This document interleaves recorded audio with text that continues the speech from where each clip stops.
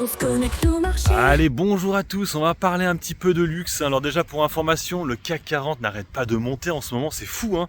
Oui, je fais un peu le troll, mais même pas tant que ça.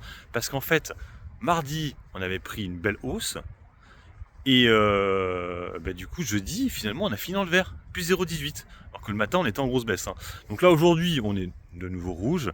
Alors malheureusement, il y a encore ce luxe qui pose problème. Hein. C'est vrai que les chiffres chinois n'ont pas du tout rassuré. Et du coup, ce début d'année est assez catastrophique pour le luxe. Avec une Hermès qui continue à chuter. Bon, je l'ai pas, mais j'ai du LVMH, j'ai du Kering. Et ça chute assez fortement. L'Oréal aussi, pour information. Hein, vous savez, les plus grandes richesses là, mondiales.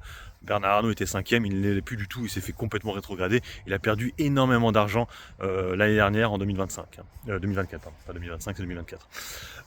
Il y a aussi Bettencourt aussi qui a perdu beaucoup d'argent. C'était je crois que la femme la plus riche du monde, il me semble, Bettencourt. Ça l'est peut-être toujours, mais en tout cas elle a perdu beaucoup à cause de L'Oréal. L'Oréal aussi a beaucoup chuté hein, en 2024. À l'époque on se maintenait au-dessus des 400 et là ça fait quelques temps maintenant qu'on est passé sous les 400 et qu'elle n'arrive pas à se maintenir. Voilà, donc après le luxe, je ne sais pas où est-ce qu'on va. Hein. C'est vrai qu'on est un peu problématique, c'est que c'est un peu la Chine qui nous drive, même si je trouve que l'euro pute bas, hein, puisqu'on est un euro qui est assez bas. C'est plutôt positif hein, pour la Chine, j'allais dire non, pour le luxe. Mais pour l'instant, le marché s'en fout étant donné qu'ils sont vraiment obsédés par les chiffres. Et c'est vrai que les chiffres sont beaucoup moins bons parce que c'est vrai que les bases de comparaison à chaque fois sont un petit peu élevées quand même.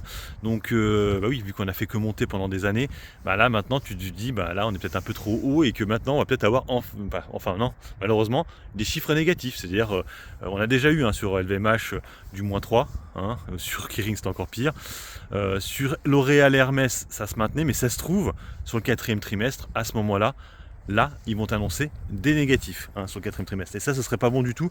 Ça veut dire que là, ces dossiers-là qui étaient plutôt défensifs, surtout Hermès, pourraient, elles, s'effondrer et peut-être emmener les autres. Mais je pense que les autres s'effondreront moins qu'Hermès. Je pense que Hermès, par contre, si elle chute, tu peux voir facilement à -15, facilement -20.